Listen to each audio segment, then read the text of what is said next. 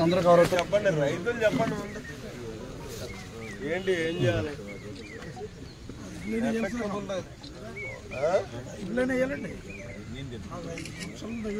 కొద్దిగా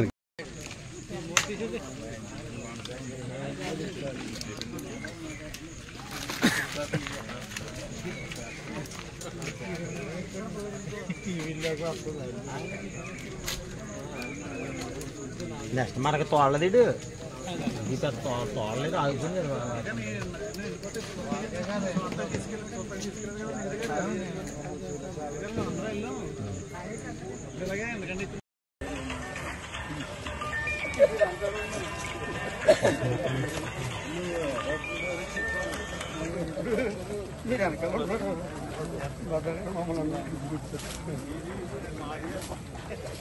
నీకు ఉద్యోగం రావాలంటే అప్పట్లో నేర్చుకోరా. దీనికి స్టేట్ మార్కెటింగ్ కమిటీ చైర్మన్.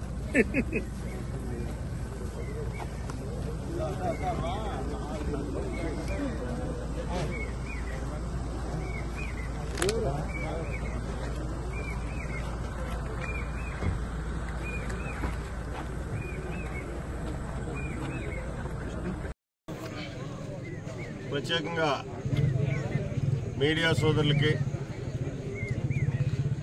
పత్రికా సోదరులకి ధన్యవాదాలు. ఈరోజు తాళ్ళూరు ఎత్తిపోతల పథకం ఏదైతే ఉందో దాని పరిశీలన నిమిత్తం రావడం జరిగింది. తొలిసారిగా నేను శాసనసభ్యుడు అయిన తర్వాత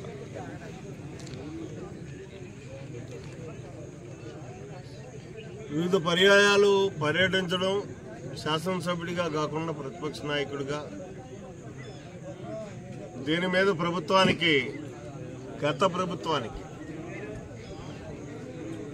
హెచ్చరికలు చేయడం, దీన్ని రిపేర్ చేయండి, రైతాంగం తీవ్రంగా నష్టపోతారు అని చెప్పడం జరిగింది.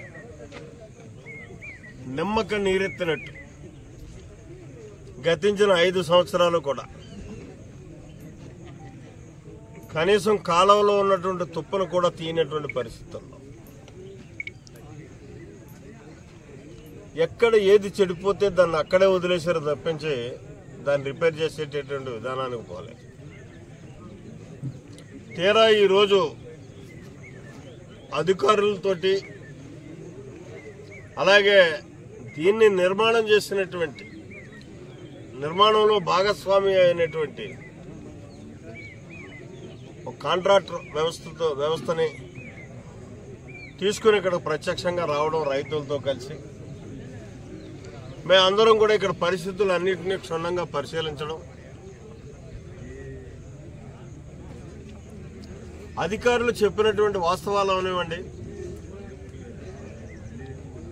గత నిర్మాణంలో భాగస్వామి అయినటువంటి కాంట్రాక్టింగ్ వ్యవస్థ అవనివ్వండి, వాళ్ళ సూచనలతో ఇక్కడున్నటువంటి వాస్తవ పరిస్థితులను మేము చూస్తే ఈ సీజన్కి ఈ ఎత్తిపోతల పథకం, తాళ్ళూరు ఎత్తిపోతల పథకం అన్నది పనిచేసేటటువంటి పరిస్థితి మాత్రం ఎక్కడా కనిపించట్లేదు. దానికి గల కారణం, ఏ అయితే పైప్ లైన్లన్నీ కూడా చిందరవందరగా పాడై ఉన్నాయో వాటన్నిటినీ కూడా మళ్ళీ పునర్నిర్మాణం చేసుకోవాల్సినటువంటి అవసరం ఉంది. ఒక్క సిమెంట్ పైప్ కూడా పనిచేయనటువంటి పరిస్థితి. ఎందుకంటే హెవీ ప్రెజర్తో నడాల్సినటువంటి స్కీమ్ ఇది. 52 మీటర్ల ఎత్తు ఈ సంపవెల్ నుంచి చూసుకున్నట్టయితే డెలివరీ సిస్టమ్ దగ్గరికి 52 మీటర్లు ఎత్తుపోయాలి. ఆ కారణంగా ఏర్పాటు చేసినటువంటి సిమెంట్ పైపులు నిర్వీర్యం కాలక్రమేణా వాటిలో జవసత్వాలు తగ్గనాయి లేదా ఆ రోజే లోపాలవనాయి. మొత్తానికి ఏ రకంగా అయినా సరే ఆ పైపులు పనిచేయనటువంటి పరిస్థితుల్లో ఉన్నాయి. దీన్ని సాంకేతికంగా ఇక్కడ నిర్వహణ చేసేటటువంటి అధికారులు కానీ నేను చెప్పినటువంటి కాంట్రాక్టింగ్ వ్యవస్థ కానీ చెప్తున్న పరిస్థితి ఏంటంటే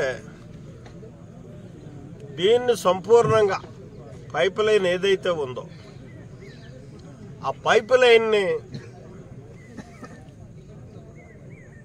మార్చాల్సినటువంటి ఎంఎస్ పైపులు వేయాల్సినటువంటి అవసరం ఉంది.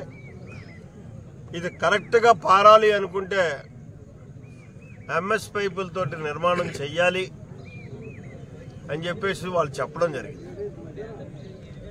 అంతేకాకుండా ఇది ఓల్డ్ సిస్టంలో ఎస్టాబ్లిష్ అయినటువంటి స్కీమ్. జీరో వెలాసిటీ వాల్ కానీ నాన్ రిటర్నింగ్ వాల్స్ కానీ వీటితోటే నడిచేటటువంటి విధానంలో ఆ రోజు ఎస్టాబ్లిష్ చేశారు దీన్ని.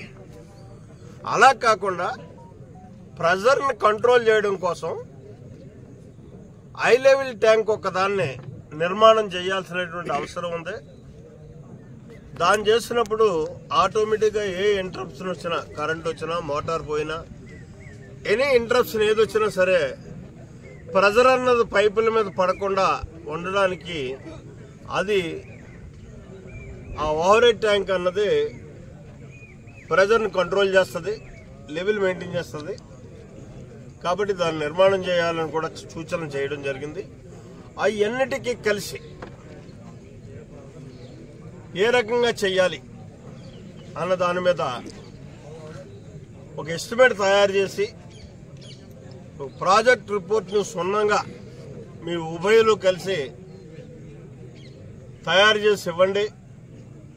దాన్ని గౌరవ ముఖ్యమంత్రి గారి దగ్గరికి పట్టుకెళ్లి శాంక్షన్ చేయించి తెచ్చుకుని దీన్ని పూర్తి స్థాయిలో రిపేర్ చేసుకుందాం, శాశ్వత పరిష్కారం చేసుకుందాం అని చెప్పేసి నేను మరి అధికారులను రిక్వెస్ట్ చేయడం జరిగింది. వాళ్ళు తొందరలోనే ఒక 1 వీక్లో ఆ రిపోర్ట్ కూడా తయారు చేసి ఇస్తానని చెప్పారు. అయితే ఇక్కడ రైతాంగాన్ని ఏదైతే తాళ్ళూరు లిఫ్ట్ కింద ఉన్నటువంటి వనరులతోటి వ్యవసాయం చేసేటటువంటి వారు అంటే బోర్లు కానీ చెరువులు కానీ ఎలాగ తప్పని పరిస్థితుల్లో ఇంక ఊడిపే మనం వరి వ్యవసాయమే చెయ్యాలి అనుకున్నటువంటి భూములన్నిటినీ కూడా మీరు వరి వ్యవసాయం చేయడానికి ఉపక్రమించినా ఈ తాళ్ళూరు లిఫ్ట్ మీద మాత్రం ఈ సీజన్కి ఆధారపడి మాత్రం ఈ నీరు వస్తుందనే ఆశతోటి ఏ ఒక్కరూ కూడా వరి వ్యవసాయం చెయ్యొద్దు అని చెప్పేసి రైతాంగ సోదరులు మాత్రం వాళ్ళ శ్రేయస్సు దృష్ట్యా నేను మనవి చేసుకుంటున్నాను. ఎందుకంటే సుమారు 25-30 వేలు అయిపోతుంది ఎకరానికి పెట్టుబడి. చివరి దశలో లాస్ట్ ఇయర్ ఏమైంది, మనకి 30,000 ఎకరం ఇలా కొడవలేయకుండా పోయినటువంటి పరిస్థితి. పొట్ట మీద ఎన్నులు పైకి కూడా గింజ తయారవనటువంటి పరిస్థితుల్లో నష్టపోయాం. అంటే ఒక్క తడి లేక. అదే పరిస్థితులు ఇవాళ వాతావరణ నిపుణులు చెప్తున్నారు వర్షాలు ఎక్కువగా ఉంటాయని చెప్పేసి. అయినప్పటికీ వర్షాలు ఎక్కువగా ఉంటాయంటే ఎప్పుడు ఉంటాయి?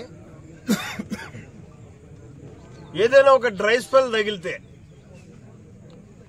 ఒక 15 రోజులు కానీ మనం సరిగ్గా ఆ పొట్ట మీదో ఏదో పరిస్థితుల్లో 15 రోజులు వర్షం పడకపోతే మనం వేసిన పంట అంతా కూడా పాడైపోయే పరిస్థితి వస్తుంది. అలాగని చెప్పేసి రైతుగా కర్తవ్యం అనువైన వ్యవసాయాల మీద ఆలోచన చేయండి. వర్షం గట్టిగా కురిసినా కే గోపాల కూడా నీరెళ్ళట్లేదు. పోర్ట్ ఆఫ్ నరేంద్రపట్నానికి వెళ్ళట్లేదు. వీటికి కూడా ఈ పుష్కర నీరుతో ఒక తాళ్ళూరు లిఫ్ట్తో సంబంధం లేకుండా ఏదైతే ఏలేరు రిజర్వాయర్ కోసం ప్రత్యేకంగా ఏర్పాటు చేశారో పురుషోత్పట్నం ఎత్తిపోతల పథకం, అది మా గ్రామాల నుంచి వెళ్తుంది. ఆ పైప్ లైన్కి పైపులు కనెక్టివిటీ చేసినట్టయితే ఆ 3 గ్రామాలు కూడా సస్యశ్యామలంగా పండడానికి అవకాశం ఉంటుంది. అదైతే ఒక 5 కోట్లతోటి అయిపోయేటట్టు పని. ఒక ఎన్నికల్లో ఒక ఎమ్మెల్యే అవడానికి ఖర్చు పెట్టే నిధులంత కూడా కాదు అది. కాబట్టి దాన్ని కూడా ఈ సంవత్సరమే పని మొదలెట్టించి